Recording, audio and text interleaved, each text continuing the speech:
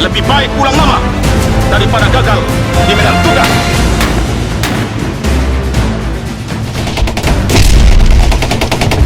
Yakini Tuhan bersama kita. Selamat bertugas, Komando! Secara edukasi, Ya. itu kita menyampaikan kepada masyarakat bahwa pentingnya salat, salah satu salat Makassar. Pada kita punya 3 alki, laut kepulauan Indonesia, Oke. yang perlu dijaga. Dan pada saat itu dalam film itu juga digambarkan bahwa pada tahun 2004 Selat Makassar itu menjadi trading untuk armada 7 Amerika untuk turun ke situ, dianggap bahwa itu tidak aman. Oh, ya, Nah, oke. setelah ada peristiwa ini, sejarah ini, dan berhasil, itu akhirnya armada 7 tidak jadi ke sana. Disitulah membuktikan pada waktu itu Kasalnya adalah Laksamana TNI Bernard Ken Sondap, membuktikan kepada dunia bahwa Angkatan Laut berhasil menjaga kedaulatan wilayah Indonesia. Jadi tidak perlu pihak lain untuk ikut mengamankan. Assalamualaikum warahmatullahi wabarakatuh. Kembali lagi bersama saya Naura di Sikit Story Podcast. Teman-teman, di tengah arus film aksi yang sering didominasi oleh fiksi, The Hostages Hero di tahun 2026 ini hadir membawa napas yang berbeda ya, sebuah kisah nyata yang berakar dari keberanian, ketegasan, dan strategi militer Indonesia. Film ini mengangkat operasi heroik prajurit TNI Angkatan Laut dalam membebaskan 30 sandera kapal MT Pamatang yang dibajak perompak di Selat Malaka pada tahun 2004 silam. Diinisiasi oleh Dinas Sejarah TNI AL, film ini bukan sekedar tontonan, melainkan upaya dokumentasi historis yang diangkat ke medium sinema dengan menggabungkan fakta di lapangan, emosi kemanusiaan, dan kompleksitas operasi militer. Tetapi bagaimana kisah nyata dengan sensitivitas tinggi ini diterjemahkan ke bahasa film? Apa saja sih tantangan dalam menjaga akurasi tanpa kehilangan dramatik? Dan bagaimana proses kreatif ini memastikan bahwa nilai-nilai kepahlawanan tetap otentik? Untuk mendiskusikan tema kali ini sudah hadir bersama kami ada Pak Juang dari Disjarahal atau Dinas Sejarah TNI AL. Terima kasih Bapak sudah mau bergabung bersama kami hari ini. Pak, sebelum kita ngobrol lebih jauh ya, kira-kira ada nggak sih Pak, boleh di-spill sedikit bakal atau akan tidak mengeluarkan film lagi nih Pak? Ya. Insya Allah akan ada lagi, karena memang yang pertama ini adalah alhamdulillah Bapak Kepala Staf Angkatan Laut Laksamana TNI Dr. Muhammad Ali, Ya. beliau sangat visioner ke depan. Karena apa? Untuk memberikan pemahaman sejarah kepada generasi muda ini lebih efektif dengan menggunakan salah satunya film. Oke. Nah, ini dari mulai yang MT Pamatang dengan kisah nyatanya diangkat, walaupun ada balutan seni dan sebagainya. Iya. Nah, ini ke depan juga akan ada rencana membuat film tentang peristiwa sejarah pula yang diangkat lewat film. Gitu, Mbak. Oke, baik. Nah, terkait film Hostages Hero yang Ya. kemarin baru tayang ya Pak, apa sebenarnya melatar belakangi Dinas Sejarah TNI AL ya untuk menginisiasi film ini sebagai medium penyampaian sejarah Pak? Ya, baik. Jadi Dinas Sejarah Angkatan Laut ini sudah meriset tentang peristiwa MT Pamatang, pembebasan MT Pamatang ini tahun 2024. Oke. Kemudian kami laporkan, kemudian dari Bapak Kasal pada waktu itu menyampaikan bahwa ini akan lebih kena, akan lebih bisa dipahami untuk generasi muda dengan menggunakan film. Oleh sebab itu beliau mengarahkan dan akhirnya jadilah film itu. Tujuannya adalah karena peristiwa sejarah pembebasan sandera di MT Pamatang di tanggal 11 Juni 2004 itu adalah peristiwa yang pertama di dunia dalam pembebasan sandera di kapal di laut yang berhasil sempurna. Itu. Dan kemudian pelakunya adalah bukan pasukan khusus. Nah, ini sehingga beliau merasa ini layak dan pantas untuk diangkat. Gitu, Oke, baik Pak. Tetapi kalau untuk kemarin produksi film ya, syutingnya gitu juga Pak. Sejauh mana keterlibatan langsung pelaku sejarah gitu ya, atau prajurit yang terlibat dalam operasi tersebut gitu dalam produksi filmnya? Ya. Jadi pada pembuatan film itu ada langkahnya. Kemudian setelah perintah tadi, kita Dinas Sejarah membuat rekonstruksi Oke. Rekonstruksi 98% mirip. Itu ada di YouTube juga. Iya, Nah, iya. itu melibatkan pelaku, para pembebas, Oke. kecuali yang sudah wafat. Mhm. Kemudian ketika pembuatan film ini, mereka juga diundang, dimintai ya keterangan untuk menyempurnakan Betul. dan juga menyaksikan ketika prosesi syuting. Oh, berarti hadir di situ Hadir. juga gitu ya, Pak. Salah satunya Kolonel Cahyo, dia pada waktu 2004 itu adalah Dantim Serbu yang menyerang masuk ke dalam. Mhm. Nah, kebetulan dia sekarang sudah kolonel, dinas jadi Dansatban Koarmada 3 di Sorong, itu dihadirkan Oke. untuk menyaksikan, memberikan asistensi lah. Oke, baik Pak. Kalau misalkan tadi kan pasti ada riset gitu ya Pak ya, untuk memastikan akurasi data gitu ya, terutama terkait kronologi operasi dan taktik militer itu juga dilakukan Pak. Itu kira-kira berapa lama Pak jangka waktunya sampai akhir pembuatan film gitu? Ya alhamdulillahnya, karena ini film ini ada berangkat dari riset, kemudian kita sudah ada bukunya juga. Oke. Ini bukunya. Akhirnya film itu berdasarkan buku ini. Ya, sehingga data teknisnya sudah kita tuangkan. Itu jadi lebih mudah. Dalam proses pembuatannya kurang lebih kemarin itu 4 bulan. 4 bulan itu persiapannya itu ya, Pak. Apa risetnya itu? Bukan, kalau risetnya sudah 2024. Udah dari 2024. Kemudian riset filmnya itu kurang lebih 2 bulan, kemudian produksi pembuatannya 4 bulan. Oh, oke. Lalu kalau misalkan boleh cerita dikit ya Pak ya, film ini tuh lebih diarahkan ke karya yang edukatif kah atau visi strategis atau mungkin gabungan antara keduanya gitu? Mungkin dalam konteks komunikasi pertahanan itu lebih kemana Pak? Keduanya. Keduanya. Jadi film itu secara edukasi itu kita menyampaikan kepada masyarakat bahwa pentingnya salah satu Selat Makassar. Padahal kita punya 3 ALKI, Laut Kepulauan Indonesia, yang perlu dijaga. Dan pada saat itu dalam film itu juga digambarkan bahwa pada tahun 2004 Selat Makassar itu menjadi trading untuk armada 7 Amerika untuk turun ke situ, dianggap bahwa itu tidak aman. Setelah ada peristiwa ini, sejarah ini dan berhasil, itu akhirnya armada 7 tidak jadi ke sana. Disitulah membuktikan pada waktu itu Kasalnya adalah Laksamana TNI Bernard Ken Sondak membuktikan kepada dunia bahwa Angkatan Laut berhasil menjaga kedaulatan wilayah Indonesia. Jadi tidak perlu pihak lain untuk ikut mengamankan. Itu sisi politis yang perlu dipahamkan. Karena apa? Alur Laut Kepulauan Indonesia ini adalah alur di mana kapal-kapal asing itu bisa melewat. Nah, kalau kita tidak bisa mengamankan, maka mereka akan mengamankan. Berarti kalau mereka mengamankan, berarti kedaulatan kita tercederai. Nah, itu untuk edukasi yang sebenarnya. Kemudian dari film ini juga berharap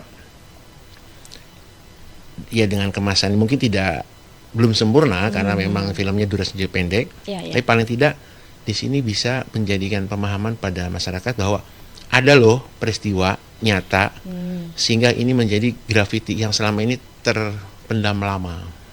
Betul. Karena memang peristiwanya juga sudah lama ya kurang lebih 22 tahun yang lalu. 22 tahun yang lalu, betul.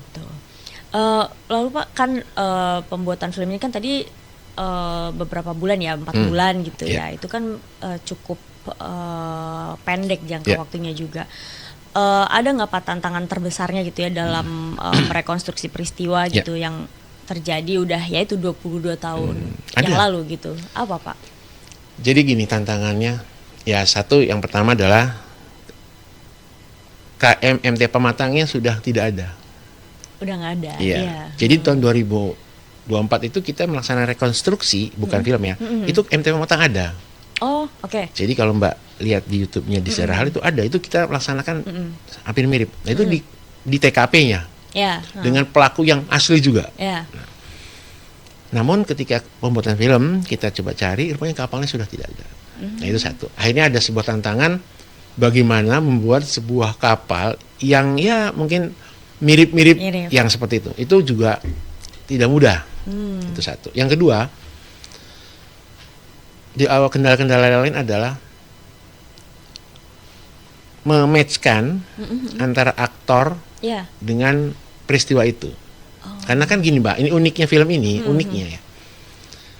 Pemain yang menjadi pasukan angkatan laut atau tentara angkatan laut yang KRI KST ini itu adalah talent. Ya. Sedang lawannya perompaknya itu adalah angkatan laut. Jadi ini berbagi pindah dunia. Iya. Jadi gitu. Yang tentaranya tidak jadi tentara. Nah, jadi ini tukar. Nah, ini agak seru. Kenapa? Ada sebuah adaptif untuk mengubah mindset. Jadi kayak kebetulan saya ikut main juga. Iya. Jadi kita dalam waktu durasi itu mengubah gaya pikir supaya tidak terlihat tentaranya. Iya. Nah, yang teman-teman yang dari talent harus seperti tentaranya. Iya. Nah, itu yang menurut kami terutama untuk talent ya, itu tidak mudah karena kan makanya dia dilatih keras di sana. Ada latihan dasar militer dulu. Iya. Kemudian baris berbaris, harang lintang, renang militer, menembak. Ini kan dalam waktu sekian mengubah men-switch itu kan tidak mudah. Tapi alhamdulillahnya mereka semangat walaupun masih muda-muda. Iya. Itu berapa lama tuh Pak? Kan maksudnya melatih ya itu ya karakter biar maksudnya terpancar atau terlihat gitu ya maksudnya. Itu kan susah kan. Itu berapa lama untuk melatih? Kurang lebih 1 bulan. 1 bulan itu. Iya. Tapi itu kan 1 bulan di kapal perang itu ya dari kehidupan bangun tidur sampai tidur lagi. Iya. Jadi dia mengalami seperti ya semi dasar militer lah. Semi pelatihan gitu Betul. ya Pak ya. Oke. Pak, kalau misalnya boleh diceritakan bagaimana tim produksi itu mengakses data atau informasi yang mungkin bersifat terbatas atau sensitif secara militer untuk dikerahkan di dalam film gitu Pak? Nah, inilah jembatannya. Jadi alhamdulillahnya karena sudah riset dan sudah ada bukunya, maka mereka berangkat dari buku ini. Oke. Jadi akses-akses tertentu diambil dari buku Dari ini. buku. Ya, kalau untuk tempat memang menggunakan tempat yang sesungguhnya. Misalkan contoh di Mabes AL, yang kemudian di Armada itu kami dampingi. Gitu. Jadi Kalau masih ada tempatnya ya. iya, ada tempatnya. Gitu, Mbak. Oke, baik Pak. Nah, kira-kira ada kesulitan nggak sih Pak waktu menggambarkan dinamika operasi laut dan situasi penyanderaan itu secara realistis di layar gitu ketika dipindahkan ke layar itu agak susah atau gimana Pak? Gini. Karena ini filmnya bukan dokumenter, hanya based on to the story. Jadi kalau dokumenter itu malah lebih sulit sebetulnya. Betul. Nah, karena tempatnya sudah nggak ada dan sebagainya. Ini karena ini sudah dibalut seni, yang penting substansinya dapat. Menurut saya bukan sulit ya, tapi tantangan. Kenapa? Kalau Mbak lihat filmnya, itu kan pertarungannya itu lebih mengembang karena untuk daya tarik. Oke. Nah, ya bersyukurnya selama kita syuting itu dari bagaimana cara penyanderaannya, kemudian pembebasannya, walaupun dalam kondisi itu kan menggunakan kapal yang tidak ada pendinginnya. Jadi panas sekali. Oh, nggak ada. Nggak ada. Karena kan kapal yang serupa, yang hampir mirip itu kapal itu.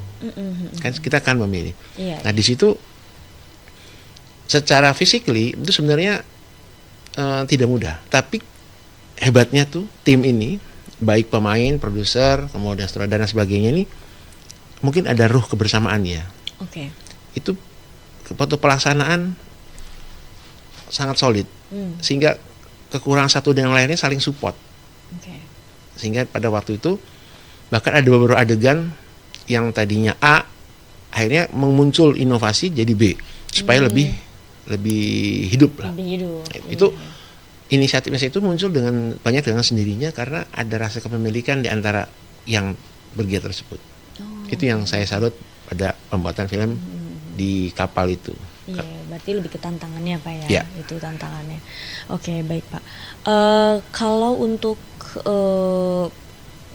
menjaga keseimbangan ya Pak, misalkan antara glorifikasi militer dan representasi objektif peristiwa, ini bagaimana Pak? Dari tim produksi gitu ya maupun dari Disjara Hal juga ini seperti apa Pak? Ya, makanya salah satunya begini. Peristiwa itu aslinya pasukan angkatan laut atau tentara angkatan laut pada waktu itu menggunakan baju PDH yang lengan pendek. Karena pada zaman itu memang bajunya itu. Di dalam film ini karena bukan dokumenter, kita menggunakan baju khusus untuk penanganan teror laut. Oke. Jadi makanya dalam film itu pelaksanaannya menggunakan baju itu, kemudian di end film itu kita tunjukkan foto-foto aslinya yang sebetulnya tidak menggunakan baju itu. Dokumentasi aslinya Ya, ditunjukkan. dengan maksud kenapa menggunakan baju yang sekarang lebih modern atau lebih pas? Ya itulah salah satu glorifikasinya. Ya. Nah, tapi kita juga melihat di belakangnya bahwa ini loh aslinya seperti ini. Oke.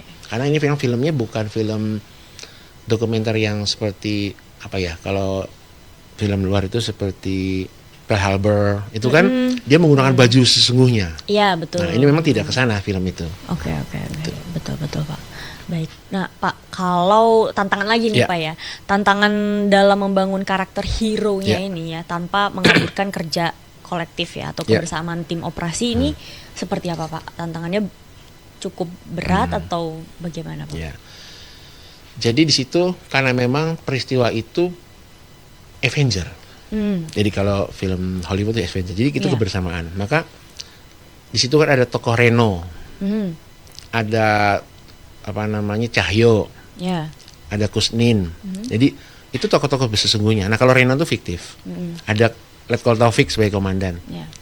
Nah ini yang ditonjolkan itu bukan single, bukan satu orang, tapi keberagaman. Oke.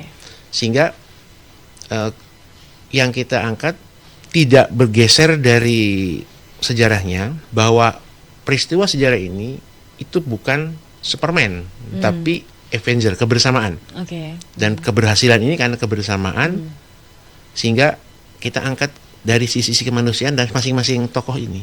Seperti ada contoh Pak Taufik dengan keluarganya, bagaimana sisi manisnya. Kemudian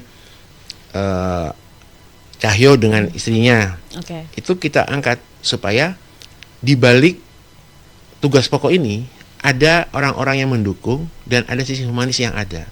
Nah, kemudian hero-nya itu kebersamaan. Demikian. Oke, baik Pak. Berarti memang itu jatuhnya memang untuk menceritakan orang-orang di dalamnya ya Pak ya. Gitu. Nah Pak, kalau kita bicara misalnya dalam konteks geopolitik Selat Malaka yang sensitif ya, gimana film ini itu bisa memposisikan narasi tanpa menimbulkan ada implikasi diplomatik Pak pada saat mengeluarkan film ini Pak? Ya. Kebetulan ketika film ini naik, Ya. kan perang Iran kan belum, jadi belum terlalu ramai ya. Kemudian yang sekarang ini juga belum muncul. Ya. Namun film ini sebetulnya menjawab yang terjadi sekarang. Oke. 2004 Angkatan Laut sudah mampu menunjukkan kepada dunia bahwa mampu menjaga kedaulatannya. Salah satunya adalah di Selat Makassar itu. Sehingga dinyatakan aman. Nah, Oke. film ini diangkat itu juga sebetulnya kalau dikonekkan dengan masa sekarang itu menunjukkan bahwa perairan atau selat-selat laut di Indonesia ini adalah sesuatu yang harus kita jaga. Jika ini kita tidak jaga, maka akan menjadi suatu, ya bisa dikatakan kalau bahasa mudahnya seperti peristiwa di Iran. Ketika ini tercekik, maka akan mengganggu kredibilitas semuanya. Nah, itu sejalan dengan apa yang disampaikan oleh Presiden kita Pak Prabowo kemarin, beberapa waktu yang lalu, yang menyebutkan bahwa perdagangan di dunia itu lebih banyak melewat selat-selat kita. Ya, Makanya betul. makanya ada ide salah satu yang katanya Selat Malaka harus masuk bayar dan sebagainya sekarang ini. Itu memang sudah sejak lama. Nah, kalau saya melihat secara holistik dengan film ini naik, peristiwa ada peran Iran, kemudian ada pernyataan presiden, ini adalah momen di mana bangsa Indonesia sedang diingatkan bahwa kita ini adalah negara kepulauan yang 70% itu adalah laut. Ya, Nah, betul. Satu. Yang kedua, tanggal 13 Desember 1957 itu sudah ada deklarasi Juanda tentang kepulauan. Oke. Namun baru bisa menjadi undang-undang internasional, jadi UNCLOS itu tahun 1982. Gini Mbak, dulu itu sebelum tahun 82, Ya. Laut Jawa itu laut internasional. Jadi kita terpisah-pisah. Nah, setelah ada UNCLOS, maka menyatu. Oke. Itu. Nah, tahun 82. Sekarang sudah 2026. Mungkin agak terlambat tapi Ya. tidak apa-apa. Ini supaya menjadi sebuah kesadaran bersama bahwa kita ini bukan dipisahkan oleh laut, tapi laut menyatukan kita. Oke. Gitu Mbak. Salah satu diksi yang harus kita ubah. Jadi kita yang ditinggal di Pulau Jawa, jangan bilang saya mau keluar Jawa. Misalkan Mbak mau ke Sumatera, Iya. saya mau keluar Jawa. Mana Sumatera? Jangan. Saya mau ke Sumatera. Tidak usah disebut keluar Jawa. Diksi kata keluar Jawa ini mengasumsikan kita terpisah. Oke. Nah, tapi kan masih umum begitu Mbak, betul Iya, nggak? betul. Nah, kemudian kita melihat kayak kita ke Papua jauh. Nah, ini masih kita belum paham bahwa itu adalah bagian dari rumah kita. Betul. Ini yang dimana kita masih satu wilayah. betul. gitu ya, Pak. Nah, itu Mbak. Jadi dari film ini kemudian aja ada peperangan itu, kemudian ada sensitif. Ini sebenarnya kalau kita lihat bisa menjadi sebuah kesadaran bersama. Oke. Gitu. Betul. Baik, Pak. Nah, kalau dari Dinas Sejarah TNI AL ya, Pak ya. Ini apakah inisiatif seperti ini ya membuat film ini menjadi program berkelanjutan nih, Pak? Seterusnya gitu untuk mengangkat operasi-operasi lain, kan tadi di Ya. awal kita juga udah ngomong ya Pak ya, Iya, mungkin iya. akan ada membuat film lagi Iya. gitu. Gimana Pak? Kalau kami sih dari Dinas Sejarah sih berharap demikian, Mbak. Ya, Ya. Alhamdulillahnya Bapak Kepala Staf Angkatan Laut yang sekarang Laksamana TNI Dr. Muhammad Ali ini juga beliau suka seperti itu. Ya mudah-mudahan ke depan ini juga perlu. Kenapa? Bukan berarti membuat buku itu salah. Ya. Itu tetap buat. Tapi edukasi secara film, secara mungkin animasi dan sebagainya sekarang sudah zamannya. Iya. Karena kalau nggak begitu, anak-anak sekarang nggak begitu tertarik. Betul. Karena kemarin saya pernah waktu saya Car Free Day lewat jalan-jalan Jenderal Sudirman, saya tanya ada anak, itu patung siapa? Kan ada patung Jenderal Sudirman. Itu lo nggak tahu.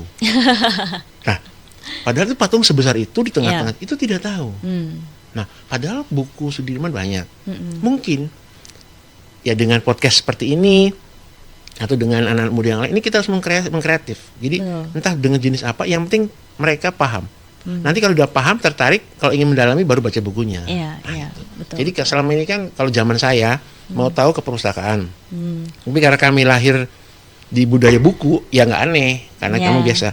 Tapi kalau yang sekarang kalau langsung dikasih buku nggak dibaca. Ya, medianya sudah berbeda. Ya, jadi harus ada seperti sekarang ini. Kemudian ada penyampaian film sehingga ketertarikan itu yang menyebabkan dia akan mencari sumbernya apa. Betul. Iya. Yang Gitu. dengan nanti mungkin menonton film jadi tahu kan Iya. cerita sejarahnya, Iya. peristiwa apa yang ternyata Iya. ada terjadi di Indonesia begitu, Pak. Oke, baik. Pak, kalau menurut pandangan Pak Juang ini bagaimana film ini bisa diharapkan gitu ya dalam memperkuat kepercayaan publik terhadap terutama institusi militer gitu ya, khususnya ya kalau di Angkatan Laut dalam konteks keamanan maritim. Gimana Pak Ini. harapannya? Ya salah satu kenapa Bapak Kasal menginginkan film ini dipublish lebih besar karena 2004 sampai 2026 itu 22 tahun ya. Lamanya ya. Saya saja yang dinas sudah 27 tahun. Itu tahu peristiwa ini itu baru. Setelah saya riset. Bayangkan Mbak, apalagi orang lain. Iya, Nah, betul. jadi ada sebuah yang perlu kita perbaiki. Bakti-bakti yang sudah dilakukan, yang bernilai, itu perlu diangkat. Tidak hanya cukup terjadi, kemudian disimpan sebagai dokumen. Kenapa diangkat? Untuk menjadi motivasi generasi selanjutnya. Betul. Nah, salah satunya yang di MT Pematang ini, itu menjadi motivasi seluruh prajurit Angkatan Laut. Itu satu. Yang kedua, ini menjadi sebuah refleks. Contoh lah begini Mbak, kita kalau bikin naskah akademik, bikin skripsi, tesis, itu kan selalu diawali dengan latar belakang. Latar belakang itu kan masa lalu yang dibicarakan, kemudian ada apanya. Nah, selama ini di kita yang namanya sejarah itu kan seperti hal yang membosankan. Ya. Ya, Padahal barang siapa dia mengerti sejarah dan mengerti makin panjang masa lalu sesuatu, dia akan bisa memprediksi ke depannya. Oke. Nah, dengan film ini berharap biar menjadi sebuah mengingatkan bagi semua bahwa film ini bertujuan menyampaikan bahwa ada loh peristiwa Betul. yang seperti ini yang selama terkubur, kita angkat, dan apa hasilnya? Karena dari peristiwa sejarah ini muncullah sekarang setiap di negara-negara itu setiap kapal perang itu dilengkapi pasukan untuk jika suatu waktu ada kejadian aksi. Itu menginspirasi dunia. Itu gara-gara peristiwa ini. Nah, sedemikian wownya kita tidak paham. Jadi kayak kalau analogi begini, kita megang batu, ya kita kira batu biasa. Nah, dan batu ini pegang-pegang. Tapi ketika ada seorang yang ahli batu, ini tuh intan loh. Nah, banyak hal yang hebat-hebat di lingkungan kita, banyak sejarah hebat yang pernah leluhur kita lakukan, tersimpan biasa saja. Terlewat juga ya, Pak ya. Nah, ini jadi makanya saya juga terima kasih nih dengan podcast Sikit Pod ini. Ini salah satu upaya kalau kita mau pingin bangsa ini maju besar, maka kita harus paham sejarah kita. Betul. Salah satunya ini, sehingga nanti ke depan kita bisa mengambil pelajarannya dan bisa menghasilkan yang lebih baik. Oke, pastinya Pak. Oke, baik. Nah, Pak, kalau menurut Pak Juang ya, apakah film The Hostages Hero ini ya diharapkan menjadi model atau benchmark gitu ya produksi film sejarah militer di Indonesia? Gimana Pak? Ya mungkin ya ada sih harapan begitu. Namun kalau saya berharap begini, tidak hanya sisi dari militer angkatan laut, juga bisa di sisi yang lain. Contoh misalkan misalkan kabupaten tertentu ada peristiwa sejarah yang bagus, itu diangkat bisa. Atau mungkin dari sisi yang lain. Jadi karena Indonesia ini punya cerita besar, tidak hanya dari versi militer, dari macam-macam. Ya, nah ini yang kadang-kadang kita kurang angkat. Contoh gini Mbak, orang Indonesia itu kalau kita ke Borobudur, itu kan sibuk selfie Mbak. Hanya datang foto-foto kan gitu. Foto, setelah pulang dari sana apa yang kamu dapat? Ya saya ketemu suatu bangunan dari batu, ini foto yang ini, terus udah. Cuman begitu. Nah ini harus kita ubah. Harusnya kita ke sebuah tempat yang bersejarah, kita melihat. Kalau Mbak, ini maaf sedikit ya, di Borobudur itu sudah ada relief kapal kayu yang sudah sangat modern. Ada itu abad ke-8. Mungkin orang banyak yang Borobudur nggak ngerti. Atau merhatiin. Iya, nah itulah ini yang harus kita ubah sama-sama. Kalau kita paham, berarti kan berpikir, nenek moyang kita dulu udah bisa begini ya. Berarti ini cikal bakalnya perkapalan. Tapi kalau sekarang nggak ada ya. Nah, itu kan men-trigger, Mbak. Betul. Nah, ini yang dengan adanya sosial media seperti ini, itu mari kita bangun. Kenapa? Kalau kita mundur ke belakang, bangsa ini tuh sebetulnya besar. Besar, jaya, tapi ada suatu masa ini tertutup sehingga lupa. Ini boleh sedikit menyimpang sedikit ya? Karena boleh, karena Mbak perempuan. Nah, gini. Bayangkan Mbak, di tahun 1884 kalau nggak salah, Raden Ajeng Kartini lahir. Beliau seorang bangsawan. Begitu sekolah, beliau haid, nggak boleh sekolah. Alasannya apa? Adat. Kan bapaknya nggak boleh, dipingit. Alasannya agama. Terus dia bikin surat kan, ke Abedanan, bahwa kok gini sih lah, kok sebagai sebagai perempuan Jawa nggak bisa begini-begini, dia pengen punya sekolah begini. Itu kan keprihatinan seorang wanita Jawa, ningrat, kenapa kok seperti ini?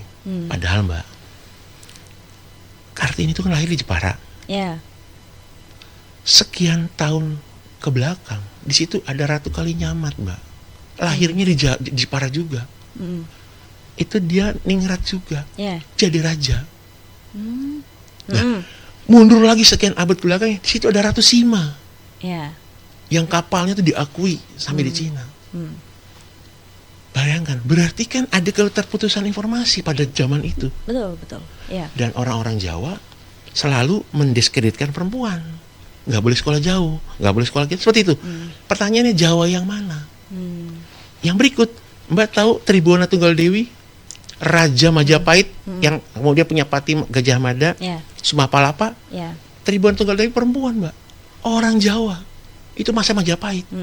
Jadi, kita harus sama-sama mengkikis ini bahwa salah jika ada tradisi Jawa mengatakan perempuan tidak boleh maju. Buktinya apa? Majapahit jaya, perempuan jadi raja. Betul kan? Iya. Nah, itu kita lihat betapa kasihan Kartini, orang Jawa asli, ningrat, tapi dia hilang informasi tentang leluhurnya. Mungkin kalau dulu beliau tahu, mungkin dia protes sama bapaknya. Iya, betul. Pak, ini gimana? Kan gitu, Mbak. Betul nggak? Iya. Nah, dan di masa sejaman di Jawa Barat ada Dewi Sartika, seorang ningrat juga. Dia sudah bikin sekolah perempuan. Betul. Berarti kan informasi tidak masuk. Itulah pentingnya sosial media ini. Betul. Ya, karena dulu memang mungkin banyak juga sejarah yang nggak tersampaikan juga. Ditutupi. Kan, Pak? Iya. Pembodohan sistematis. Gitu. Jadi apa kesimpulannya? Kalau menurut saya, mumpung ada Mbak Anu. Kan ini sekarang bulan Mei ya. Iya. Nanti mau ada Harkitnas kemarin Februari. Kalau bangsa ini mau maju, satu, cerdaskan perempuan. Kedua, pahami bahwa Indonesia adalah negara kepulauan. Oke, baik Bapak. Itu. Ini dari tambahan aja. Iya, nggak apa-apa Pak. Ini kan juga sebagai insight baru juga ya untuk kita nanti, untuk teman-teman yang nonton juga kan mungkin lebih banyak generasi muda juga. Betul. Jadi biar tahu ternyata ada sejarah seperti ini gitu ya. Nah, Pak Juang, mungkin ini yang terakhir yang mau saya tanyain ya ke Bapak. Bagaimana mungkin ya dari TNI AL gitu ya, atau paling tidak dari Disjaral ingin publik ya atau masyarakat Indonesia ini mengingat film ini sebagai hiburan kah, pelajaran sejarah atau simbol kebangsaan nasional? Bagaimana Pak? Film ini adalah gabungan ketiganya. Oke, baik. Contoh, kalau hiburan, itu kan dandanannya perompak itu kan unik-unik itu. Kalau Mbak lihat, itu memang untuk hiburannya.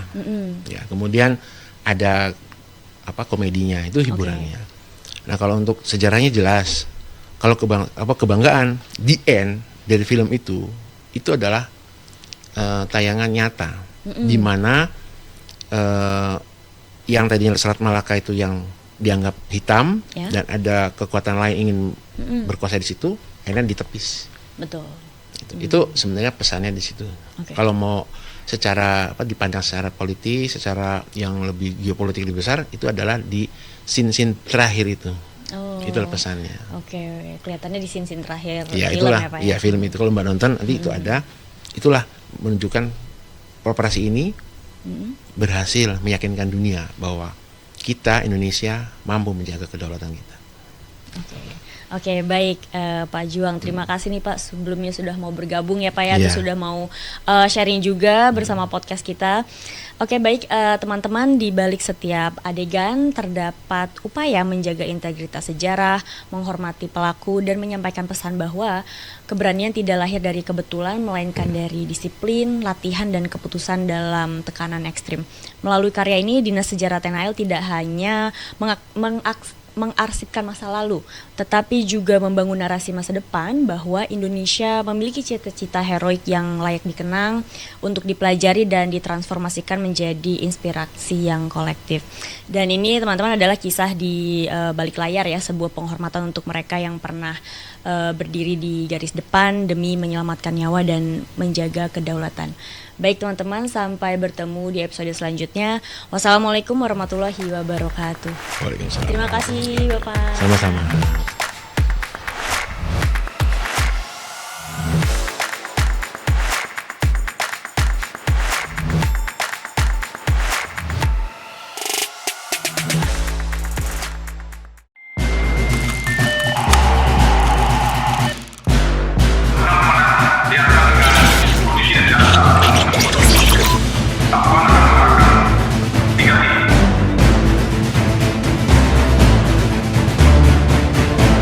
Lebih baik ulang nama daripada gagal di medan tugas.